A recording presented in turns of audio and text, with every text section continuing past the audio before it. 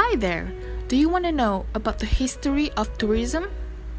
Well, we know for a fact that tourism, in the broadest sense, has existed for centuries. Thanks to current knowledge and artifacts found until today, we now have an idea how tourism developed throughout the history. But this time, we're going to give emphasis specifically in Europe. The earliest recorded tourism in Europe dates back to the time of ancient Greece, where it tended to only be related to religious practice. People visited religious festivals, and one of them included the Olympic Games. Believe it or not, unlike today's Olympic Games, this festival used to have a religious significance to it. This is because this event was held in honor of Zeus, who is the father of the Greek gods and goddesses, according to the Greek mythology. As for hedonistic tourism, or tourism for pleasure, it was believed that the Romans were the first to create purpose-built tourism resorts. These resorts often combined leisure pursuits with health. Roman baths were not only used for bathing, but were a popular place for socializing. Due to this, they gained a reputation as a place for loud parties, excessive drinking, and nude bathing. Then came the Dark Ages, which referred to the period of time in which the Roman Empire came to an end. With the end of the Roman Empire, it was also the end of most tourism in Europe. However, one form of tourism was born and reached its peak during the Middle Ages, and that is pilgrimage. Pilgrimage was the earliest form of mass tourism.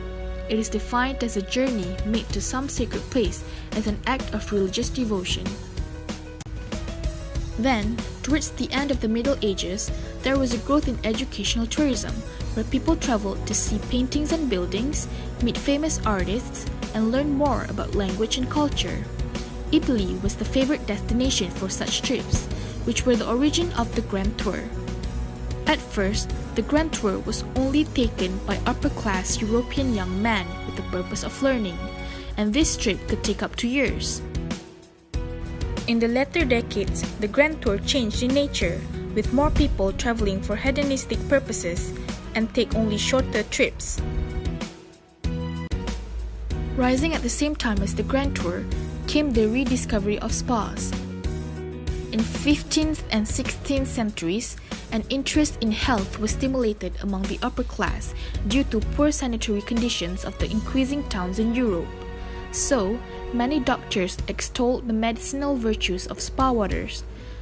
Then, numerous spa resorts were developed, and one of them included the Royal Tunbridge Wells in England.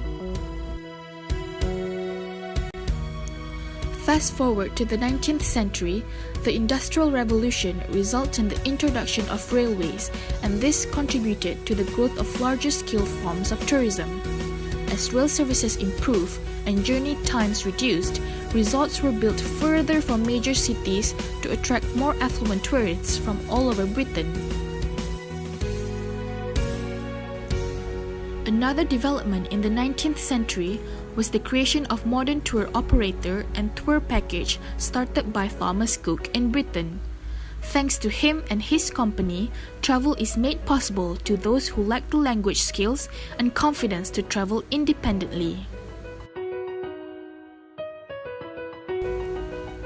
In conclusion, the rapid growth of mass tourism in Europe since the late 1940s is explained by the coincidence of a number of interrelating factors like the increases in disposable income, advances in aircraft technology, the greater availability of motorcars, further increases in leisure time, education, and the growth of tour operators and the package holiday.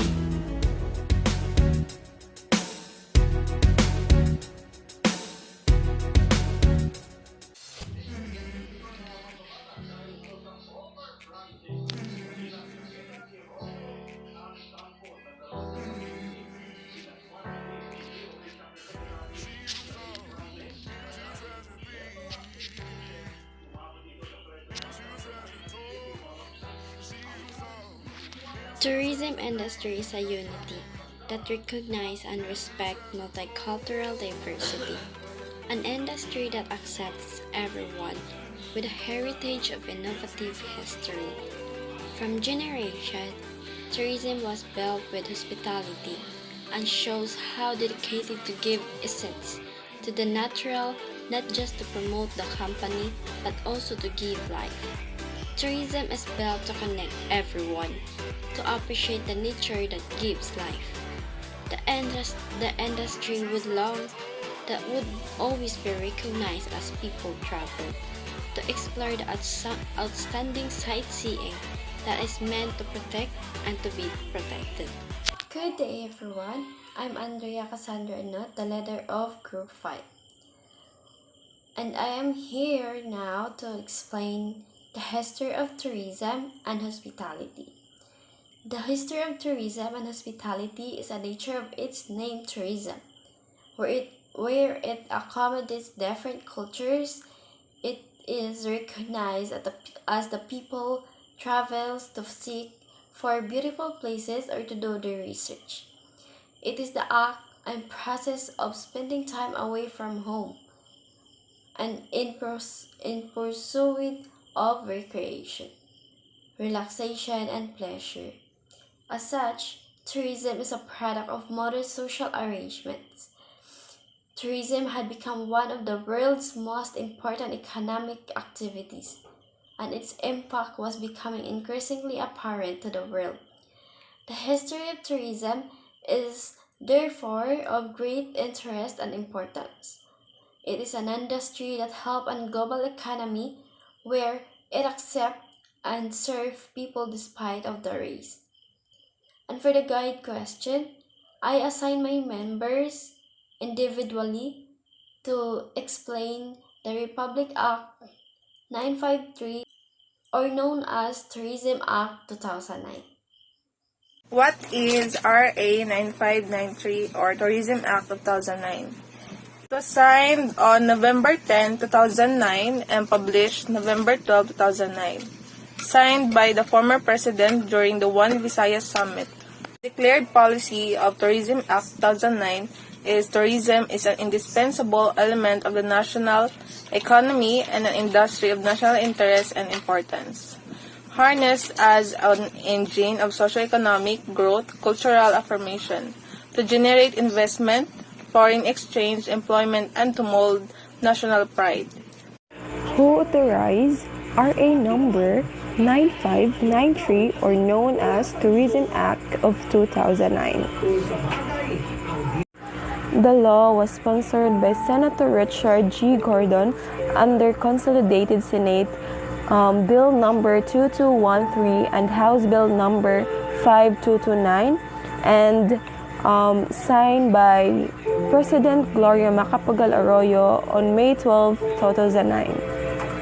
What is the mandate of TDOT under the law? So the Department of Tourism is mandated to encourage, promote, and develop tourism as a major socio-economic activity. It is to generate foreign currency and local employment and to spread the benefits of tourism to a wider segment of the population with the support, assistance, and cooperation of both public and private sectors. And the DOT assures the safety, convenient, enjoyable stay and travel of foreign and local tourists here in our country. So ang pasabot ani is ang DOT daw adunay kamanduan nga itanyag aron mapauswag ang turismo kay kini mao ang kalihukan nga socio-economic activity aron kini makamugna og mga langyaw bitaw nga mga salapi og lokal nga mga trabaho dahil kay ang atong populasyon kay mianaw na baya siya og kanang saka din gamit sa kaayuhan sa turismo ang atong populasyon kay adunay mga suporta na og tabang gikan sa kooperasyon sa pribado o publiko nga mga sektor. So dayon ang DOT kay ila bitong gi-assure gayud nga luwas o convenient ang mga turista nga mga sa atoa. Good day everyone, good day sir. In our group, I was assigned to report or discuss a little information about the Tourism Act of 2009. So the law RE 9593, or the Tourism Act of 2009, was established on May 12, 2009 as a policy that acknowledges tourism as an indispensable or essential element of national economy and industry national interest and importance. In this law, tourism is seen as industry that must be harnessed or must be used to stimulate socio-economic growth, cultural affirmation, to generate investment, foreign exchange, employment, and to mold national pride. So this law is very needed to use. It must be used to energizing our economic growth. So it is must be useful also to mold our national pride. Thank you. The changes after the implementation of Republic Act 9593. Department of Tourism will be empowered to strengthen the different agencies attached to it in order to more efficiently and effectively coordinate the functions and resources of government for tourism programs, promotions, and development programs, as well as eliminate overlaps of functions. Given a bigger jet engine to make our tourism industry very globally competitive, as the law allows setting up of a system of accreditation, standard setting, and classification to make the tourism industry globally competitive. This is from former Secretary Ace Turano. The following are the agencies attached to the Department of Tourism. First, the IA or Intramuros Administration. Second, the National Park Development Committee or NPDC is created under Executive Order Number 30 on 1963. Third, the Nayong Pilipino Foundation or NPF is created under Presidential Decree Number 37 on 1972.